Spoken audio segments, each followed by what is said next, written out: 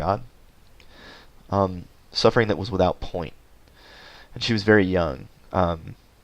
She was, I mean, her journey through suffering began when she was a child, and I met her in college when she was 17, and just an incredibly powerful how the kind of pain that she had gone through, and it changed the way that she thought about God. One of the cool things that happens in the Brothers Karamazov chapter is the way that the telling of Ivan tells Alyosha, his brother, some stories about really children who have suffered, kids, and the horrible things that happen to them, things that are so horrible that you're simply, as you read it, you just get angry, or you just cry. And in the context of the book, Alyosha has that same reaction. So Alyosha's character is mirroring our own reaction as we hear what Ivan tells us about things that have happened to kids, things that have really happened to kids. And if you doubt that things exactly like that Ivan says have actually happened to children, you don't pay attention to the news, because from time to time we get stories of tragic suffering. I have a friend who worked as an assistant DA for a while for a major American city, and came across a case that involved such horrible violence and pain to minors that he actually quit his job because he couldn't face it. He couldn't sit there across the dock from someone who had perpetrated these things and seen the effects of those things on others. He just had to get away. And I think that right there, that moment, that gotta get away, is actually instructive for us when we talk about suffering and the problem of evil and theodicy. Theodicy is what we call a defense of God in light of the fact of suffering and evil in the world. The basic argument goes like this: if God is all good and God is all powerful, then there should be no evil. There is evil, therefore God is either not good, not all powerful, or doesn't exist at all.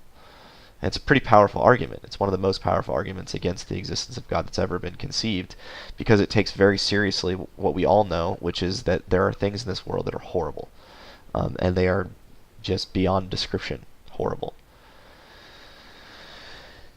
Here's the thing: when we're talking about suffering, and we're talking about theodicy, and we're trying to give an account of why there is suffering in the world, there is a time and a place where we don't do it, and that is in the midst of a person's suffering. You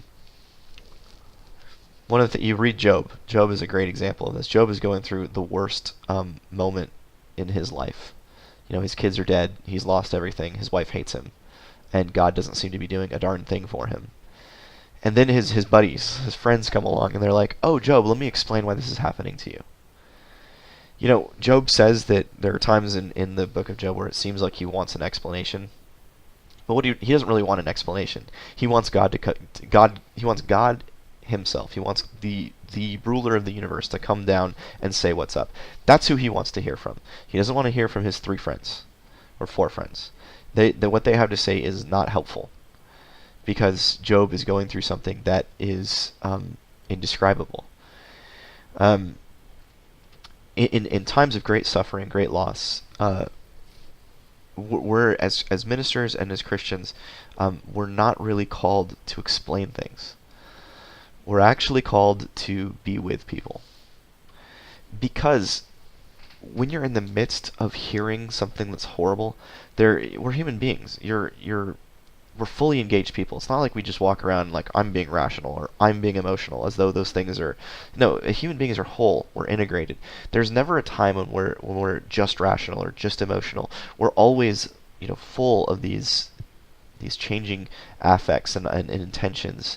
And in the midst of suffering, in the midst of great suffering, we're just not equipped. We're just not ready to think critically about what God's doing in the world. Instead, we just need to go through it. And I think it's the problem of pain. C.S. Lewis is reflecting on the loss of his wife, whom he loved so dearly. And he has this thing, he says, suffering is like going to the dentist. There's really nothing for it except to suffer it. You just endure it. And when you're at the dentist and he's drilling your teeth, and remember this is before we had really great anesthesia and stuff. It's going to the dentist real bad. When you're going through it, all you can do is go through it. You're not sitting there screaming as the dentist is drilling into your gums and being like, "Will someone please explain why I had this toothache?" That's not what's happening. What you're doing is you're just going through it. I've made mistakes in my life trying to explain, trying to make sense, when really what was needed was just a handheld. So in the moment, we don't explain suffering. And what's great about Alyosha is Alyosha just kind of goes with Ivan. Ivan's like, what do you think we should do to this guy who tortured this kid? And Alyosha's like, we should shoot him. And Alyosha is trying to be a monk. He's trying to be he's trying to become a priest, someone who's supposed to be God's love to the world. And he looks at the situation. He's like, no, let's just shoot that guy, because he's caught up in the horror, the absolute horror of what human beings are capable of, what human beings can suffer. That's real, and we cannot, as Christians, as ministers, as theologians, ignore that. We can't act as if the point of what we're doing is to come up with answers for everything. Now, that said, there is a time and a place for coming up with answers. And in the Brothers Karamazov, the chapter that you're assigned ends with Alyosha being like, but wait, Jesus suffered. Jesus has the right to forgive. Jesus is the one who can identify with all of the children who have suffered in the universe. Having gone through the suffering, then there's an appropriate place to reflect on it. And it's fine for us to do that a little bit. You have Wendy Farley's article on the phenomenology of compassion. It's a great article. A couple of things drawn out from it which kind of help us to at least sort of make sense of suffering in the world. The first is we've talked about creation, and we've talked about the way God created. One of the things that we notice in the created order is that all new life comes out of death in the world, and even pain as well. And the paradigm example of that, and really it's the center of a lot of my research, is labor. A woman's labor bringing to birth a child. We sanitize labor as much as we can in the first world West, but I've seen it happen twice, and it's pretty rough. And for many of you ladies out there who've had kids, it's serious. It's really, really hard. It hurts a lot. I've never seen someone endure pain the way I saw my wife endure pain when she was bringing Alice and Olivia into the world. We even with epidurals, even with that, we still see the blood and water, the loss. New life doesn't come in this place without suffering, without pain. And like it or not, that's the way God made it. If you look in Genesis and you look at the text about the curse, right? We call it the curse. After Adam and Eve eat of the tree, it's interesting the language that God uses. God doesn't say, Eve, now you're going to suffer in childbirth. Instead, God says, I'm going to greatly multiply your pain. So even before the fall, even before the curse, even before the eating of the tree, pain was already a part of new life in this world. We think, when I was in Japan, I had a friend who was a bonsai farmer. And it was so fascinating the way that he inflicted cutting on trees. It was an art, a life form that he practiced, inflicting little death on these trees to create something of extraordinary beauty. That's just the way the universe is. Like it or not, that's how God made it. Christian theology that tries to deny that tries to say that somehow the universe was this pristine, pretty place, and then human beings sinned, and that's what caused all of the pain and the suffering. I'm not ready to go. I'm not ready to go down that road. I think that the indication of the scriptures is the opposite. That there was always a place for suffering and pain in the created order, and that somehow God elects, God chooses suffering to be the mode by which great beauty comes. Which is why ultimately the crucifixion, the crucified God, is the ultimate image of who God is, because God does not exempt God's self from that rule, that law. God does not say, oh, human beings, you're the ones who are going to have to deal with pain that brings new life and beauty. God instead says, no, I will give you birth on the cross. I will go through the sufferings of labor to bring about your new life. You will become my children. I'm going to give birth to you, and I'm going to suffer the way that you do. I will, from my own incarnate body, the blood and water will pour out. That's how I'm going to make you new. That's how I'm going to give you life. God does not say I'm not part of this. In fact, in the Psalms, I think it's Psalm 89, I can't remember, the language in Hebrew is God writhing in labor with the mountains. So the creation of the mountains was this moment of labor for God, birth labor, pain even, possibly, for God to create and to make this thing. God doesn't leave the suffering to us. And that matters. It matters for our theology of who God is and what the world is if we say that no, suffering's built in, pain's built in. You might even say it this way: suffering is the cost of having a created world like ours. The kind of beauty that we experience and see in the universe could not be, possibly, without some element of work, labor, pain. We see this in our own lives when we go through the process of creating something. For me, it's writing a lot of the time. I spend a lot of work, energy writing or teaching. These are my projects, my art, my creation. Some of you might be architects. You spend this time envisioning, and then you go through the long, laborious process of bringing this vision to reality, and it costs you blood, sweat, and tears. But the blood and sweat and tears are part of what make the final product so beautiful. If it didn't cost you that effort, that pain, then would it really have been so wonderful? My dad used to tell me, he was like, Tom, he gave me his old car when I was in high school, and I wasn't really taking care of it. And he's like, the reason you're not taking care of this car is because it didn't cost you anything to get it. He had this awesome car that I got. It was a Mustang convertible, so it had a drop top, big engine, a lot of fun for a 16, 17-year-old kid. But I wasn't really responsible with it to begin with because it didn't cost me anything. It didn't hurt me to get it. It cost him. He was the one who went to work. He was the one who saved and scrimped and dreamed about it and then had it. That's why he waxed it every single weekend. That's why, even though it was like 10, 15 years old when I got it, it still looked like new because he put the energy in, because it mattered to him, because he had suffered for it. The kind of world that we live in is a world that changes and alters in really surprising, powerful, beautiful ways. But all of those changes, it all comes at a cost. It all comes through suffering, through pain. Maybe to have a world that's truly beautiful, beautiful in the way that we see our world being beautiful, maybe the only way that can happen is to build in pain, to build in effort, to build in work. And that's part of what the world is meant to be. Well, okay, let's just say you go with that. Fair enough. The world, suffering and pain, part of the world. But there's still a problem. See, even if you go with that, and Ivan brings this out, he's like, I can understand some suffering, that, yeah, okay, it makes sense, sure, why not? The classical example in Theodicy is when you take a child to the doctor, and the child is sick, and the doctor has a shot that can fix the child's illness, right? The child looks at the shot and is like, no way, that's awful, no good, no good. But you and I both know that the child is going to be better off with this shot. So there's pain, yes, but the pain leads to something greater, something better.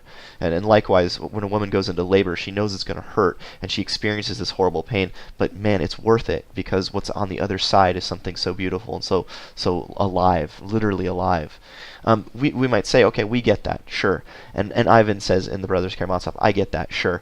But still, there's something about the kind of pain that we see, the senseless, horrific pain, that just doesn't make nothing good comes out of it. It's just suffering. It's just pain. It's just misery. And surely if there's that kind of stuff out there, and there really is a God who's good, who can do anything, who's all powerful, then why doesn't God do something? Right? What is God up to? There's a really cool part of Wendy Farley's article where she talks about, of all things, the Lord of the Rings, which she wrote in 1990. Lord of the Rings was not what it is now. Now it's kind of a cultural phenomenon in the West, thanks to those movies by Peter Jackson, with Elijah Wood in them. But she's sort of reflecting on the symbolism of Lord of the Rings, and so she says one of the things that's going on here is it's a story about power, right? And really, ultimate power in Lord of the Rings is summed up in the One Ring, the ring that comes to Frodo. If you wield this ring, you are able to exert dominance and oppression unlimited. Whoever wears the ring is unstoppable. By putting on the ring, you become the master of the universe. But Farley says, but Tolkien builds something into that. There's a cost, right? If you take on that kind of power to wield and to dominate, it corrupts you. You become sullied. You become changed. What starts out as a will to do good ultimately ends up being just a will to evil and to oppression. And it's sort of a take on the old notion that power corrupts and absolute power corrupts absolutely. When you have power, you always seem to use it in a way that you probably shouldn't, and that changes you, and it morphs you. It distorts and corrupts and twists you until a person with a great deal of power wakes up one day and is unrecognizable to himself or to herself, because they've been so twisted and so corrupted from so long having and wielding power that they're no longer a person even capable of compassion, a person capable of empathy. And Farley says, but look then at the Lord of the Rings, right? So let's say that's power. Power is this ring. When Gandalf comes and tells Frodo what to do, he doesn't say put the ring on and go, take out Sauron the Dark Lord or whatever, right? Instead he says what you must do is you must carry the ring, never use it, and then destroy it. What an interesting way of going about fixing the world, right? Typically we think that when we want to make something better, we use power, domination, to stop evil or whatever it is, to crush it, and then to dispense with it. Well, the story of Lord of the Rings is going about backwards. Instead, what Frodo is going to do is he's going to take this thing, this power, this domination, and he's just going to annihilate it so that it's gone. So that nobody can wear the ring, so that nobody can have this power. Nobody can be corrupted this way. And Farley makes a connection between that and the notion of God's compassionate disarming of the powers. And we might even think of this happening through the cross. Jesus could have come with a bunch of swords and a bunch of angels and just wiped out Rome or whomever was the bad guy. But that's not what Jesus did. Rather, Jesus comes and absorbs in himself all the hatred, all the violence, all the oppression. Really, the powers do their worst, right? The Roman government says, your sedition is not going to work. And the Jewish government says, your blasphemy is not going to work. And so they grind Jesus down. And they exert as much power as they can. And in that, Jesus forgives and disarms all the sins of the world. Jesus is kind of like Frodo taking the ring, and instead of putting on the ring of power, putting on the ability to wield a sword and break things, instead what Jesus does is he comes and he lets someone stab him with that sword, lets people cut on him, absorbs into himself all the violence, all the power of the world, and then in that moment eliminates it, sets us free from it. And I wonder if maybe that's not some way that we answer this question of evil. It's not that God couldn't just stop whatever God wants. It's that the way God goes about stopping is designed to avoid being implicated in the evil as he does it. Does that make sense? So rather than just coming and wiping out the Roman government, Jesus allows the Roman government to do its worst, exposes the evil in that, exposes the evil in oppression and domination and in violence and in the use of power, exposes it for what it is, a corrupting, evil thing, and then says, we can do better. I'm going to do better. You do your worst. Don't worry about me. I'm coming right back to life. And gives us a new way of thinking about how we do power. Power is in most human relations. Power structures, or there's a power structure in between me as a teacher and you as a student. I have some power to give you a bad grade or whatever. And so power relations, power dynamics are structured into our human relations. Maybe what God is doing in the cross is he's showing a different way of doing it. Maybe God's all powerful. But the way God demonstrates the most powerful kind of power is the sort of power that lets go of power. It's the kind of power that says, I'm not going to take up the sword. Instead, I'm going to love you. I'm going to be with you in your pain.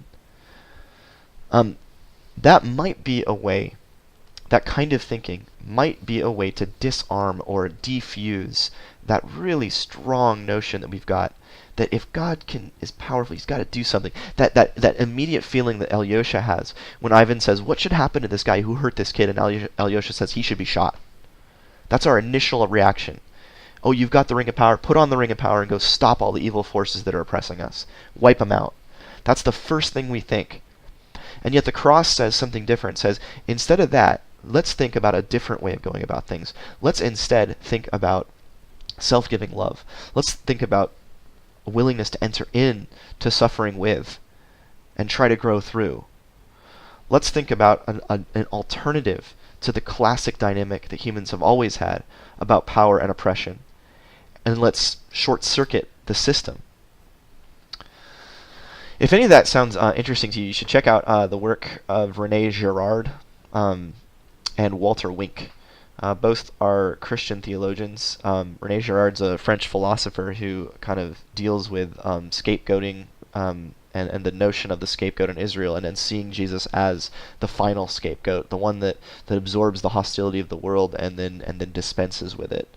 Walter Wink follows Girard and talks about the unmasking of the powers in Jesus' defenseless acceptance of his faith, that he shows the evil for what it is, exposes it, and offers an alternative ethic, an alternative way.